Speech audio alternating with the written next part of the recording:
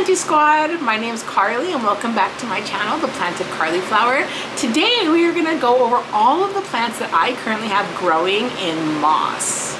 These are plants that I have that I keep in moss because of one reason or another, and we're going to go over that today. Please give me a thumbs up and subscribe if you aren't already. I really would appreciate that, and the interaction from the like on my channel really helps me to grow, and it's a great way to non-monetarily support me, and I really appreciate that. If you have any questions or anything, definitely hit up that comment box down below. Let's get into it.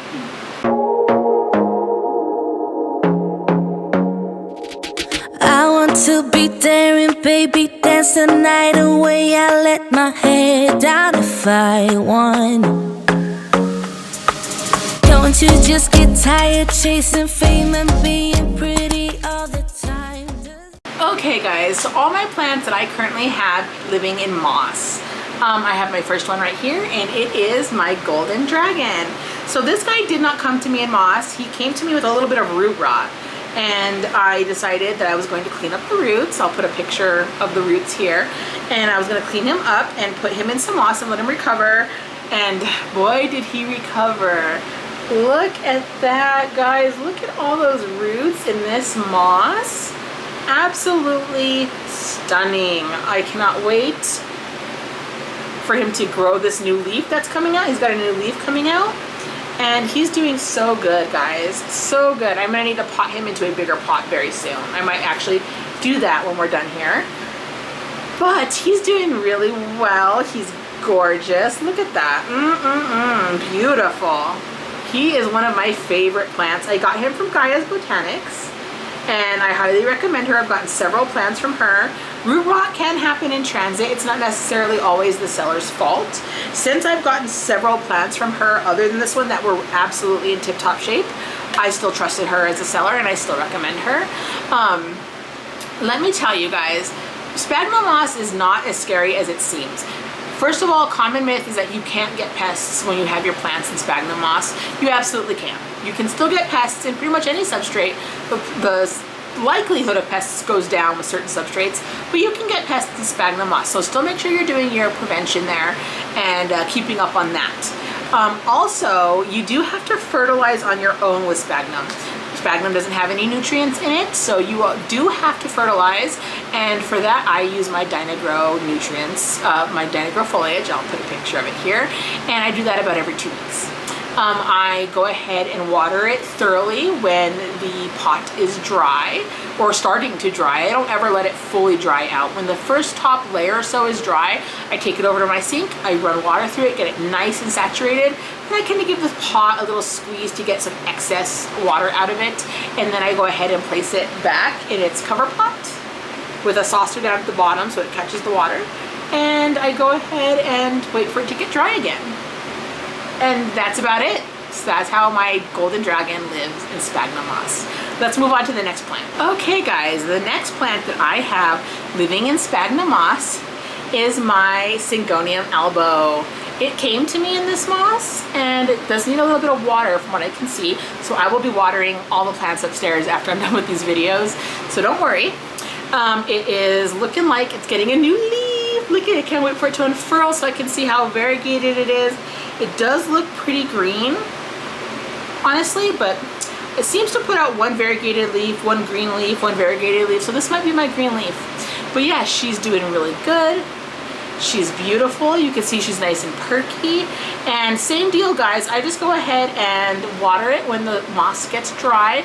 I don't know if you can tell how dry the moss is, but it definitely needs a drink.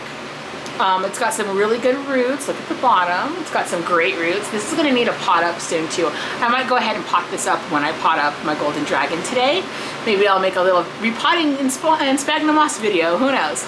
But it's really nice. If you want to see a repotting in sphagnum moss video, leave it in the comments down below, and I'll record it and post it for you guys.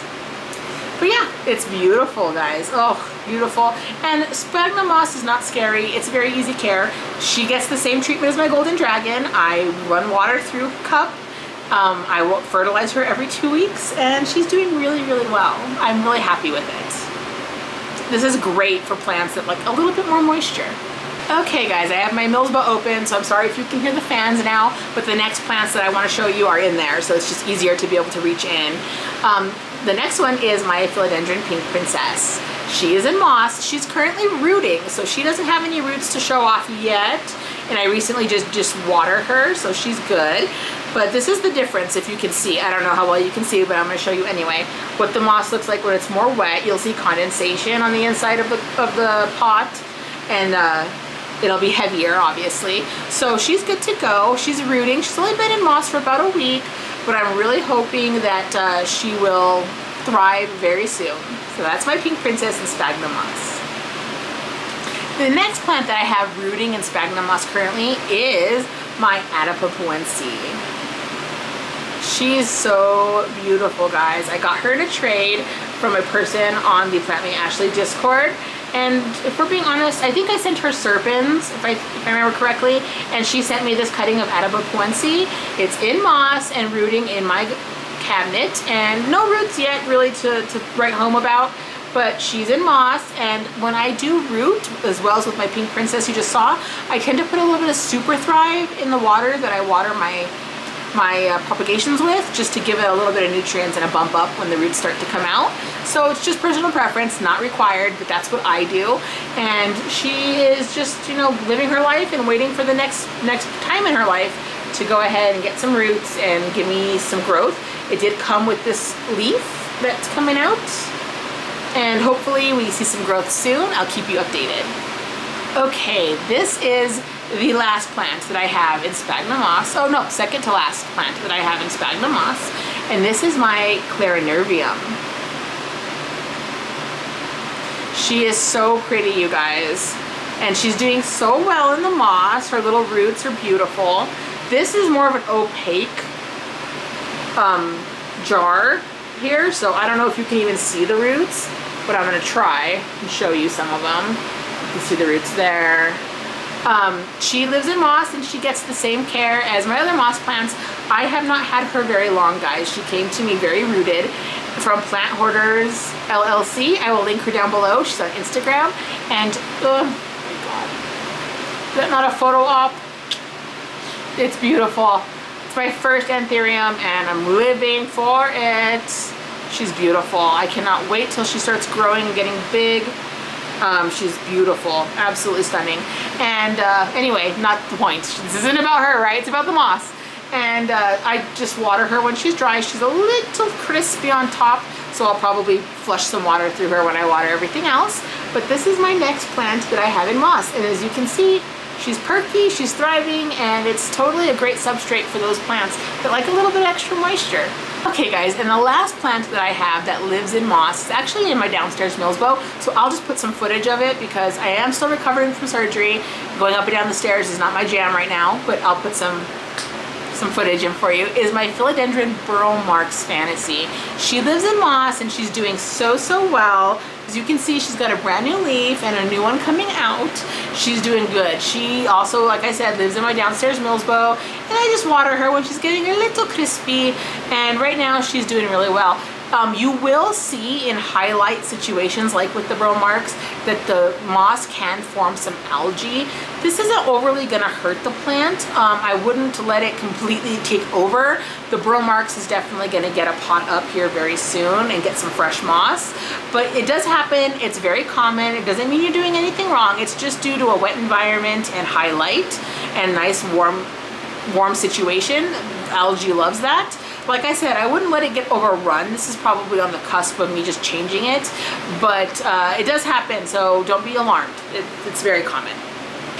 Okay guys, well that is my plants in moss. There's not very many of them. It's a little bit of a newer substrate to me, but I have to say, it's super easy to take care of, much easier than I thought, and I'm super enjoying it. So if you have any questions, comments, or concerns, definitely leave them in the box down below.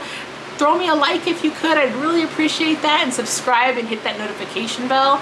I am on Instagram and TikTok. I recently started a weight loss TikTok if you are more interested in that part of my journey. I know I did post a weight loss video a while back. I'll put it up here in case you're interested. I did just have gastric bypass and going through that, but I didn't want to overwhelm everybody with my TikTok being both, so I made a separate one. If you want to follow the separate one, you can to get updates, but it's absolutely not a thing you have to do. I won't be hurt about it. Thank you so much for being here. I really appreciate every single one of you, and I hope you get to spend lots of quality time today with your plant babies. Thank you so much. Take care.